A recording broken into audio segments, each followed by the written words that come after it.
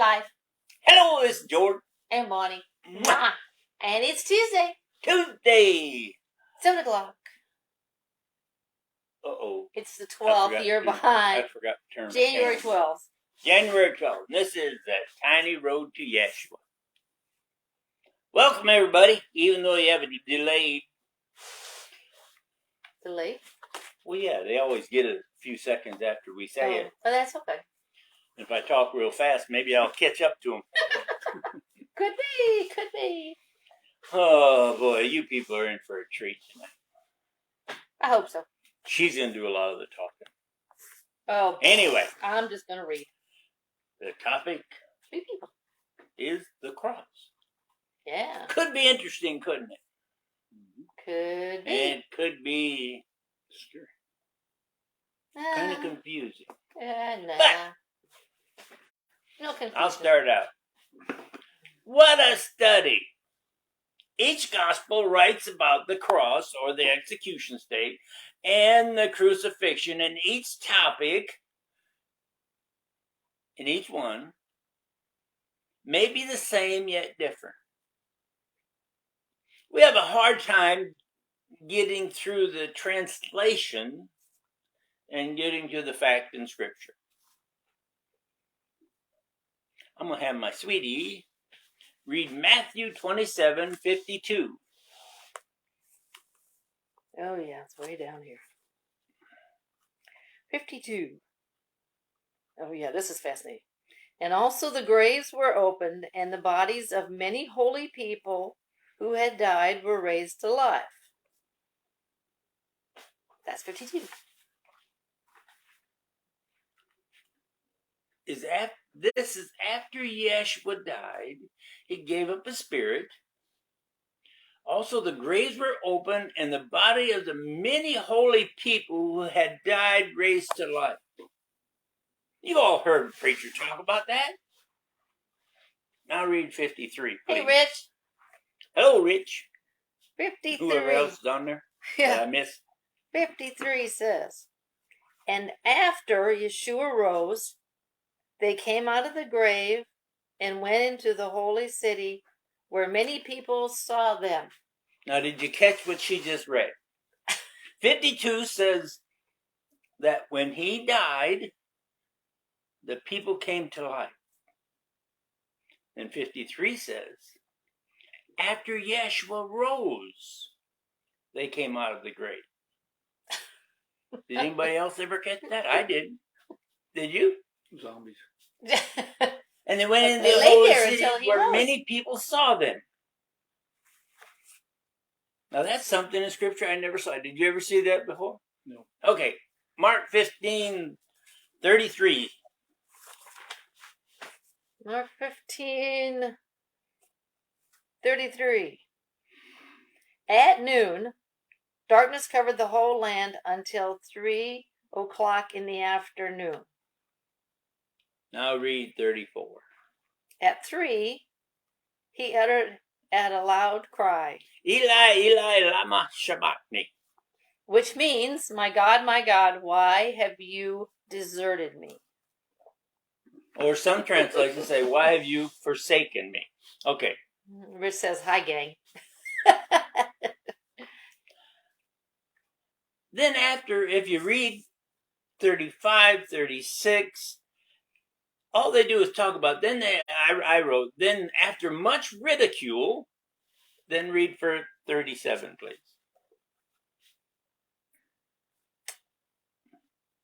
But Yeshua let out a loud cry and gave up his spirit. So he gave up his spirit. Now that, if you correlate Matthew or Mark 15:37 with what it says in Matthew, he gave out a loud cry and gave up his spirit. Then, according to Matthew, that's when he rose. Or that's when he died and the dead came to life. 3 days later, they came out of the grave. So that sort of correlates with one another in a short way. Okay, honey. Luke 23:46. 23:46. Crying out with a loud voice, Yeshua said, Father, into your hands I commit my spirit. With these words, he gave up his spirit. We've heard preachers preach about that, and it's pretty, goes along with what they've been saying for years. Now I'm going to go down to John 19:14 through 19. Wait a minute. John 19. 14 through 19.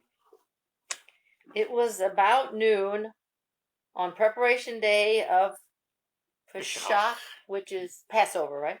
Hmm. He said to the Judeans, Here is your king. They shouted, Take him away, take him away, put him to death on the stake. Pilate said to them, You want me to execute your king on a stake? The head, Call him or high priest, answered, We have no king but the emperor. Then Pilate handed Yeshua over to them to have him put to death on the stake. So they took charge of Yeshua. Carrying the stake himself, he went out to the place called Skull, in Aramaic Golgotha. There they nailed him to the stake along with two others, one on either side, and Yeshua in the middle. You said through 19? Yeah. Pilate also had a notice written and posted on the stake. It read, Yeshua from Nazareth, the King of the Jews. Now, John talks a lot, doesn't go into detail like the other two did.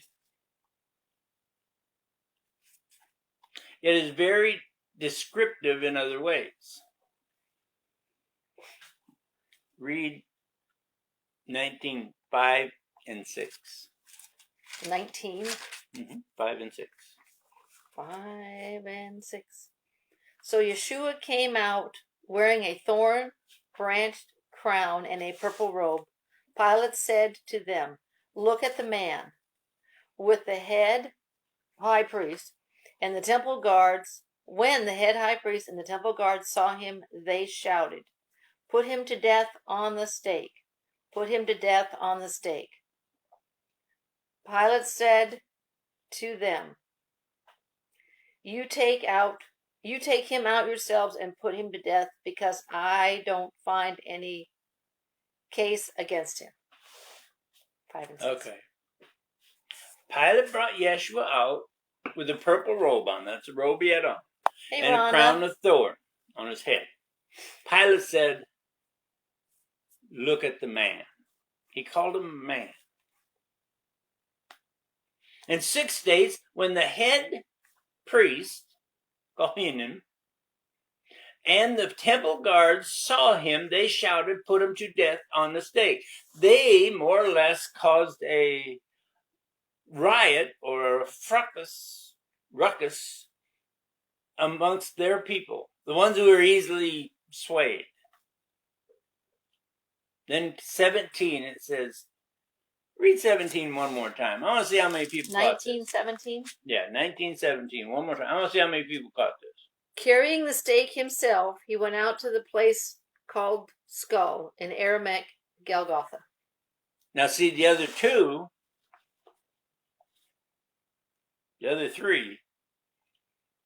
say that Simon from Syria was told he had to carry the stake.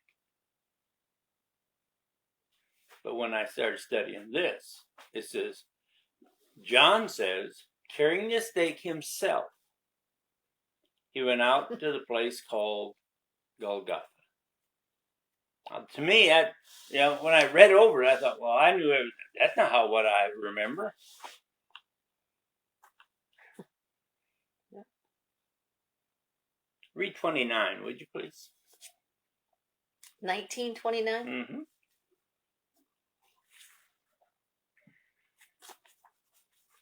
Okay, where does it start? Here's 28. Okay. A jar full of cheap sour wine was there, so they soaked a sponge in the wine, coated it with organic leaves, and held it up to his mouth. I've never heard that. I mean, I've heard about the the dipping it in the wine, but never the organic leaves.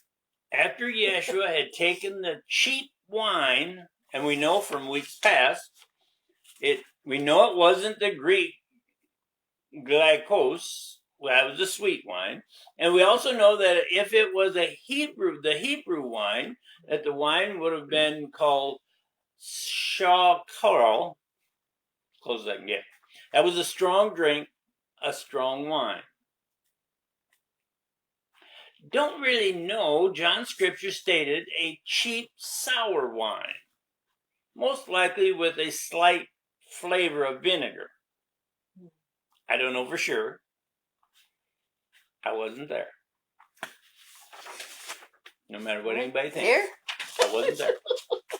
Okay. Now, this one part is another spot where I saw something that I never read or heard anybody preach about before. See, it talks about the stake or the cross, like said we were going to talk about. We weren't there, so it's hard to figure out totally unless you study your favorite translation or believe something from the pulpit, and then you've got your minds made up. But I want my sweetie to read Luke 23:26. As the Roman soldiers led Yeshua away, they grabbed hold of a man from Cyrene named Simon, who was on his way in from another country. They put the execution stake on his back and made him carry it behind Yeshua. Now, has anybody else caught that? Here we have the soldiers, unlike John, in Luke, it says the soldiers took Simon or Simeon, and made him carry the stake. But it says, now what I wrote was, wait a minute. Most of the movies have him walking with Yeshua and even trying to help Simon carry the execution stake or the cross. But in Luke, it says specifically that Simon was made to walk behind Yeshua to Golgotha. Now that should show everyone what I'm trying to get at. The difference between the difference between the scripture, interpretation, preachers or teachers, and how the movies change, slant, divide, and alter their own type of brainwashing to sell a picture. I know there's people who are saying, how can I make a statement like that? I guess there are preachers who can take part here and a part there, the one where they has them grab a hold of Simon or Shimeon and make him carry the cross with Yeshua. And being over there, asking questions when we were over in Israel, they told us that they're pretty sure that it was just a crossbar.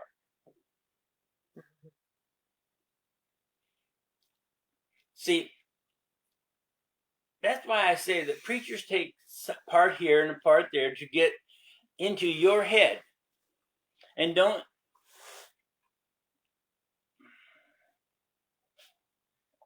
doing that without you even knowing or caring, that's what he's doing. After all, he is your spiritual leader, so you must follow everything he says no matter what. No. Do you or anyone follow us anywhere? I'm sorry I stated that wrong. Don't you or anyone follow us anywhere. Don't believe anything we say or point to without doing your own study. Don't you dare believe us because we said it. Okay. Some interpretations say execution state. Some stake. This country's term is execution state. Anyway, let me repeat that. Some interpretations say execution stake, some cross. Now I want you to read Acts 2, 22 and 23. Tom has a question too. Tom made a question. Okay. Before we go into that, I'll see what John sound. No, one above. Oh, Tom. So who carried it? So who carried it? Yeshua or Simon? Simon. I imagine Yeshua did for a while, but doing to his humongous amount of beating and loss of strength, they got somebody else to carry it. And I believe that. Yeah, because he says John sounds one way, but Luke sounds another. It does. And I'm not saying one's right and one's wrong. It's, how do I put this? It's like two people looking at one event, one from the front and one from the back. You got two different kinds of pictures, how they all remember it, or how they all saw it, or how they all were told about it. So am I saying one's right and the other one's wrong? No. But they're not exactly different, so we have to study the scripture, not just believe what a preacher, what you've been told your whole life, or what that old buzzard is doing on this little voodoo machine right here. You've got to do your own study. And Tom says John sounds. Yeah, one way, but Luke sounds another. Yeah. And we were talking the other day of the four Gospels, if they were at the crucifixion, because Matthew and John were a disciple. That's true. Mark and Luke were not. Mark and Luke were more or less students of Paul. So they may not even have been there at the crucifixion. I've heard preachers say, well, you can't really go by what they say because they weren't there.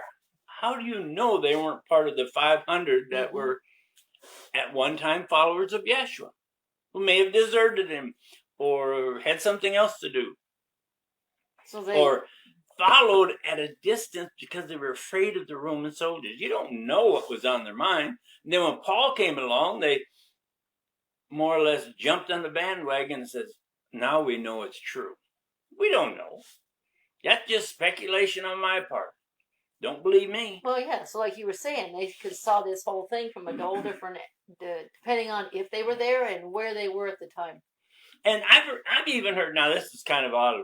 We're talking about the execution stake, the cross, and the two criminals on the crosses, on the execution bars next to Yeshua. I've heard preachers say that they didn't know about Yeshua or the Messiah until everything happened to him on the cross. How do they know are they saying that once somebody starts following the Messiah, they never fall away?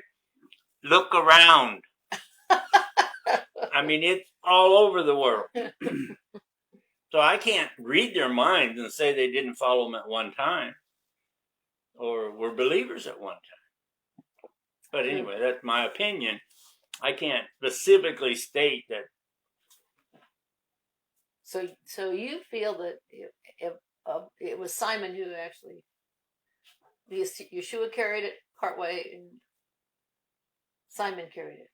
If you want to believe three of the scriptures, or John says that, I think it was John that we just read, he carried it all the way.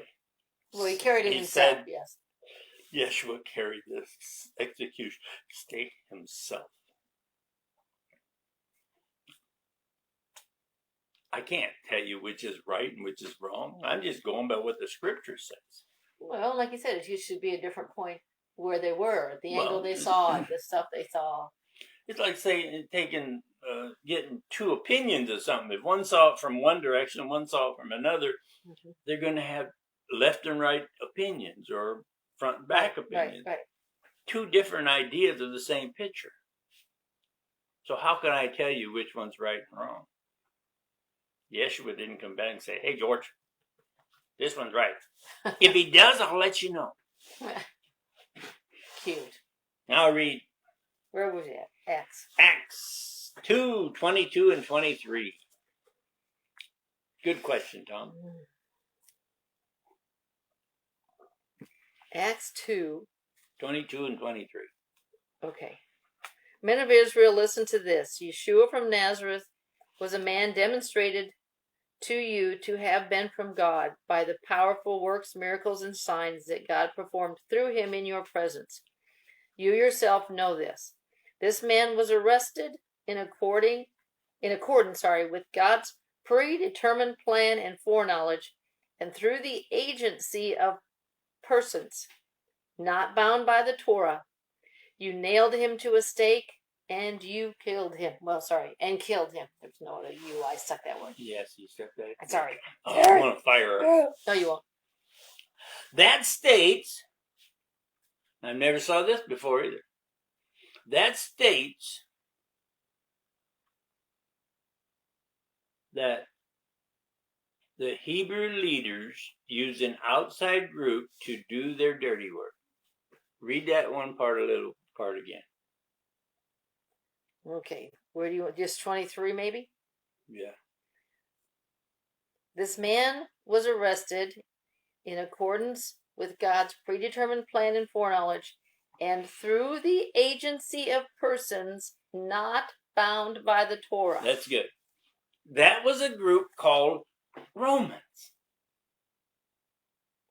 Yeah, because the Hebrews were bound by the Torah. Yeah. That's why it has to refer, that part has to be referring to the Romans. Now, 23 states, you nailed him to the stake and killed him. Now I'll go all the way back to Deuteronomy 21, 22, and 23. Now we're talking about them dying on the stake, the cross. And we know what happened. I want you to read 22 and 23. This is kind of interesting. 21. 21, Mm-hmm. 22, and 23.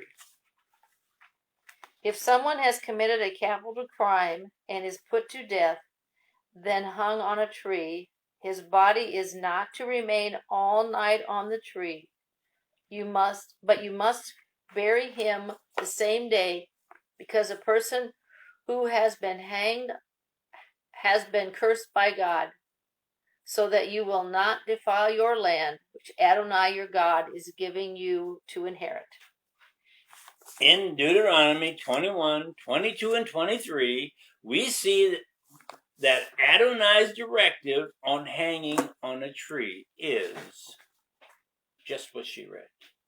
The Hebrew biblical task would not be to have any body hang there overnight. Interesting. Yet the Roman type of cruelty was to let the bodies hang on the execution stake or the cross or the tree for the vultures to come and eat. Eat away at the body is a sign of control over that country that they're ruling. And what may have been as a deterrent for anyone going against Roman rules. Now, I have to admit that some gentleman came over the other day and was talking to me last week, Wednesday, George, that guy back there, and he brought that to light about how the Romans would let people hang there. And it was by the main road going into Jerusalem. So to me, it made look like a deterrent not to break any of the Roman rules. Tom says, so wait. Did the Jewish people crucify him or the Romans? Well, what did Mom just read? She read that they used an outside group of people to do their dirty work. But then 23, that's in Acts 22 in 23, it says, hi, Crystal. Crystal. That says that outside group, I put up my own word, did the dirty work. They crucified him. But in 23, it says, you're talking to the Jews, the Hebrews, nailed him to the cross, or nailed him to the stake and killed him. So it was actually the Romans who led him away and put him up there. Oh, but in 23, Lord. it states you. In other words, you Jews or Hebrews nailed him to the stake and killed him. He was blaming the Hebrews, or the the high priest and his guard, for inciting the riot. Okay, where was that at?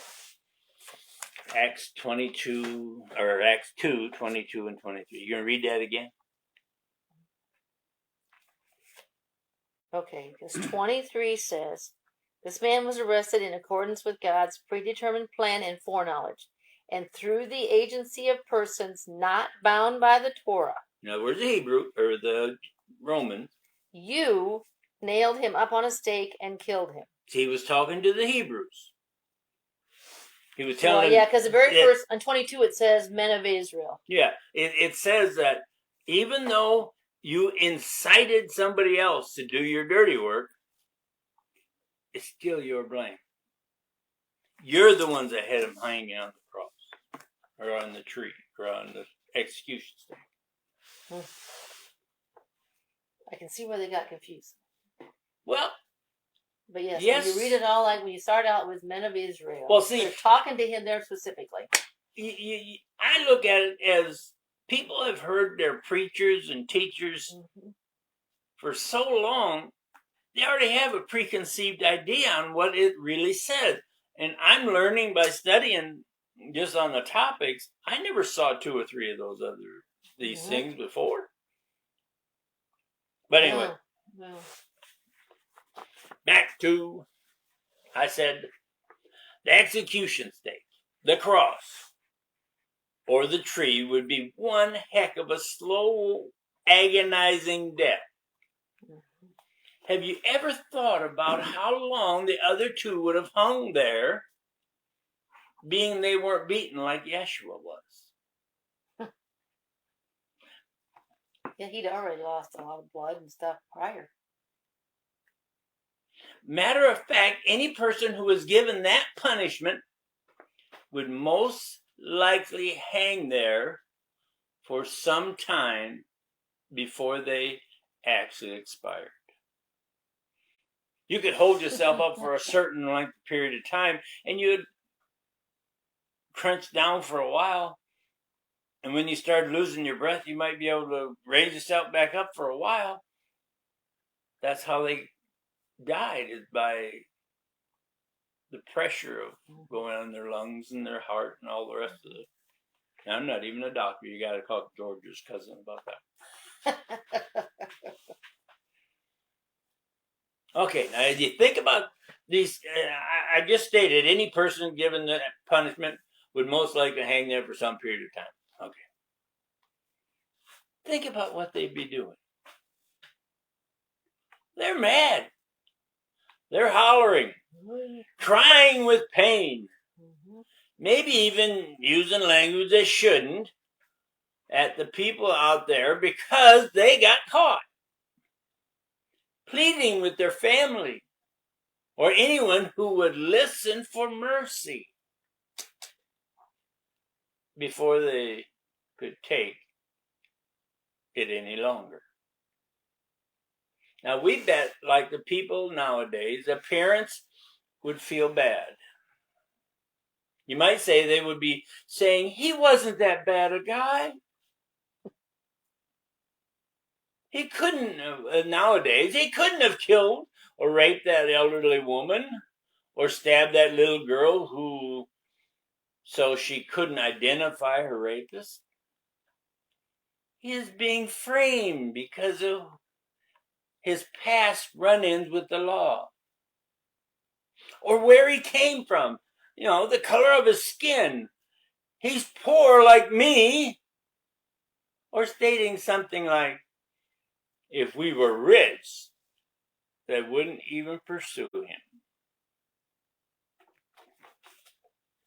Every excuse in the world, except to take the blame himself on that stake or on any stake. See the fear of that little girl's face, on that little girl's face, or the look of being so old that you felt totally helpless by that elderly lady. What's the sign say? Could it be saying for you, this is Fred? How many people don't cut the cord? Every individual is responsible for himself, not you or your parent. Some individuals must let their child grow into responsibility. If you don't, then think about it. You are the instigator as much as anyone else. And you might say, no one else is. You don't let the child grow, whether he's this high. Sorry, I went over here. You couldn't see it. This high or this high. He's got to grow up. He's got to take the responsibility like every one of those people on the execution stake or the cross. That was just 50 cents thrown in. Okay. Hey, Anna. In the early hours of Sunday morning, about 4, I was awake. I was thinking about the execution stake or the cross when Pilate wrote, "This is Yeshua, the King of the Jews." There are people who say the real name doesn't really matter. So then we would have to surmise that if Pilate would have written, "This is Fred, King of the Jews," on that cross, or then you're saying that would have been all right. A name is just a name, according to you, right? Do you really think that when the Messiah said, "Eli, Eli, lama sabachthani," he must have meant, "Hey, Pop! Wake up! Look what's happening to your best teacher. What's so important up there that you forgot me?" Now we know there are people saying, "What do you mean? That's not what he said." You're right. But are you confessing? It's just a name, right? If you make up a name to follow from the execution stake or cross, then it shouldn't matter what else he said. That is in itself a strong statement. I want to repeat that because it takes a little thinking about that. If you make up a name to follow from the execution stake or cross, whichever one you want to say, if you make that name up, then it shouldn't matter what else he said. Should it? Can I ask a question? No. Where are you going for that? Yeah, you can ask. It says in the word that they put a sign over Yeshua's cross. Yeah. Do you think they did that with the other two? No. Is there a reason you think they put it over his? Was that to mock him? No. I think that was for Pilate to show his. I wish I knew George. What's those $50 words, George? disdain or the frustration with the head priest or the Oh, so you think the pilot had that put over there because he washed his hands of the deal? He wasn't going to be Yes. the executioner. yes, and he wanted the Hebrews to know what they were doing. That it was them that was doing it, that. not him. Never thought about that. I just thought, it talked about him having a label over his head there. Was that something they did, or was that just a specific incident? I think Because of who I think he it was was. a specific incident to show his dislike for what the Hebrews were doing. the high priest had the crowd or the rioters. Because he handed him Yeah. back to them and said, Yeah. "You do it," so to speak. Well, he tried to let him. Yes, he did what he thought to save the guys. So. Did that answer your question? Yeah, when you were reading that, I got to thinking. I thought it didn't say it, doesn't mean it didn't do it. But I just wondered if you thought there was a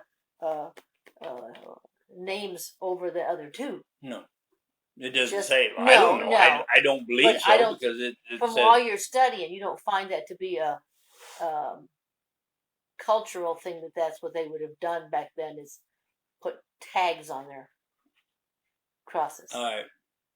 we read and have been told by Messianic rabbis that the name represents who he was and what he stood or stands for. So therefore, it really doesn't matter if we use Yeshua or Jesus. What's in the name is as long as you believe. If that anti-Messiah statement is true, then, hey, this is Fred, the King of the Jews, is as respectful to the Messiah as this is Isus, Jesus, Jesus, or Fred. See, in your world, it doesn't matter. Did you catch that? In your world, it doesn't matter. But in the world, we believe it really does. His wheels are turning over there. His wheels are turning. I know. That INRI is, I don't know what it stands for. I don't either. I'd have to study that, and I've been going by what Scripture's been saying. All right, here's a little statement about yours truly. Oh, listen to this. When I was young and dumb, now I'm old and goofy, it didn't matter what name I used. Why, when I got mad, I may have brought that fake name up a lot. Then I heard about a new false name. Only this time, the individuals had a huge number of followers. They used that same name, only it meant something new. Then you might say, I started to study. Not read or believe because the preacher or teacher said so. When I found out that the name I believed, followed, spread, and worshiped wasn't even 400 years old, that put a candle on my cake. A new light. A walk in the correct direction to follow that person on the execution stake or the cross. No pretending anymore. Now, ladies and gentlemen, I'm not that good. When I die, will the execution stake be real hard to look at or even notice? Will my past cover that stake with graffiti? Or can I pretend they won't even notice or remember? See, there are billions who believe like that or like I did. If you claim a name that isn't the real name, it's okay. Our opinion is you might as well have Fred in your heart and that name on your tree. The translations say, or some translations say stake, cross, or tree. See, the object isn't as important as why it was used and who was on it. Mhm. Yes. Okay, read that again. Read that again. Please. Some translations say stake or the cross or tree. The object used isn't as important as why it was used and who was on it. Yeshua. That is really deep. That's kind of, I don't know why I just really deep there. I wrote down a couple things. I usually do this kind of goofy stuff. You? She loves me, even though she makes fun of me. Yeah. Family and friends, look deep into your soul and find that if it isn't truth, it gets you nowhere. Now that is kind of, that's like that last statement that I read in that other page. Family and friends, look deep into your soul and find that if it isn't true, it gets you nowhere.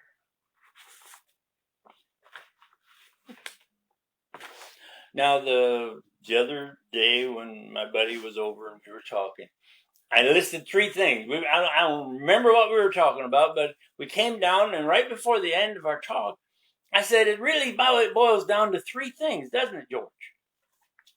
I said, number 1, where are you with truth? Number 2, how much truth do you really want? Number 3, do you really want the truth at all?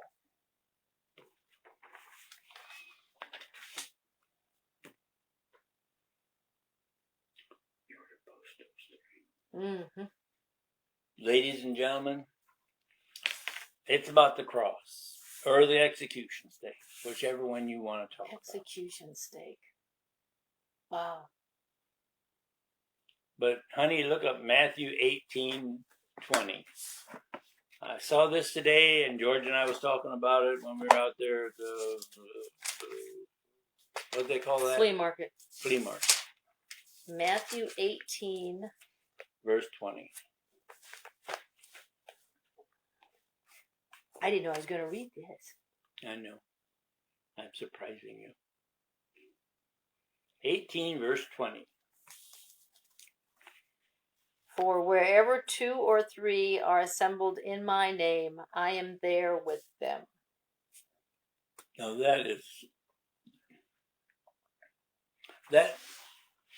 it's so easy to take that and make a sermon out of it and preach falsely.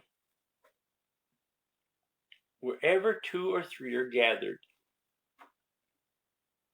in my name, not in the name of George Or George. or George, not in the name of Isus or Jesus or any name that arrived from those like Jesus.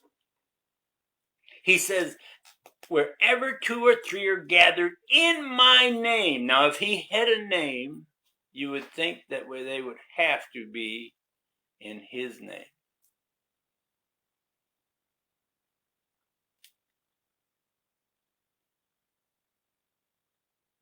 I am with them. Does that statement say, since the cross, or execution statement, where 2 or 3 are gathered in my name? What name would you think that would be? What name do you think he would be referring to? Since the cross. Now that was interesting when we were talking about that. I know it's been kind of a serious talk, but I've got a lighter comment right at the end, and I found it on the back of a piece of candy that I got. It says, now this is for all the people who are really agitated right now about everything in the world or in your life. A little note on the candy wrapper says, when life isn't going right, go left. Cute. I thought that was cute. I had to bring it up. But that was cute. The execution thing, the cross, is so important, and I've never heard anybody really state like we said tonight. I've never heard preachers bring out it's almost like they have the same sermon go to all these thousands of preachers or preachers, and they all had to preach the same thing the same way. Isn't that interesting? And you got this old buzzard down here in Zephyr Hills, Florida, reading scripture and trying to learn something and getting down right to the point that we have to study it. And I guess that'd be a good title for a book, wouldn't it? Oh, yeah. Good job. We have to study it. Good job. Well, our book is back. Our book is back. Yes, it was Dove. Yeah, Candy. yeah, she knew that. That was cute. But that was that. My daughter-in-law said, Dove, but yay. The point tonight is, don't get hung up. Because see, you can read Matthew, Mark, Luke, and John, and if you don't correlate them into one leading and understand that they're like a picture from 2 different angles, you can be led astray by believing, oh, it can't be that way. Matthew doesn't say that. John doesn't say that. Luke doesn't say that.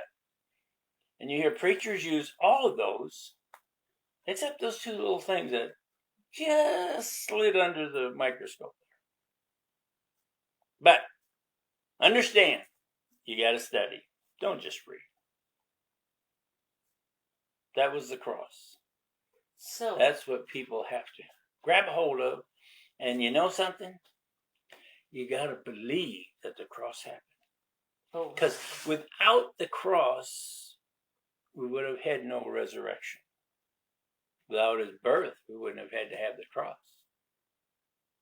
Without those 2, without the resurrection, he wouldn't have had to go to the execution stake. All 3 of those had to line up.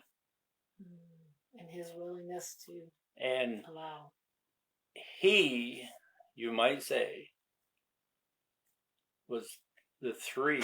Without any one of them, it wouldn't have counted as much. That's like, maybe we'll talk about this next week. I don't know. I was going to say, that's about for next week. That's about like how many people are really called to preach the truth, or teach the truth, or find the truth even, and come up with something like we're doing. And for some reason or other, the money, prestige, popularity never gets done. It might be our topic for next week. What's that? I have no idea. Oh. I have no idea. Will the topic be how many people are called and how many answer the door? I don't know. I don't know. And it might be the talk for next week. And it might not be. It depends on what happens. If I can come up with something, I will. But that sounds like it might be worked into the talk for next week. Thank you. I mean, everybody who came on. Thank you for watching. Yep. Thanks for watching it later on. Yep. Yep. For On being part of both our Tuesday. Facebook and YouTube and all those other tubes. Yeah. We love you. Thank you, guys. I hope you learned some stuff. I did. I learned a you lot of always it. do that. Wow, you find things that I know doesn't even exist. Wow. So, I'm not that smart. anyhow, yes. And I'm not even that smart. Too. I'm not even that smart. I You are too. just study. That's what comes from studying, not just reading or believing what somebody else says automatically. Anyway, love you. Have a great week. See you next week. Same time. Same channel. Somebody put little hearts up. I Isn't did. that sweet? You did? Yep. Have a good week, guys. Oh, my sweetie, put hearts up. Dallas. Bye for now. Bye for now. Oh, didn't know Dallas was on there. Hey, Bye, Dallas. Bye, Dallas.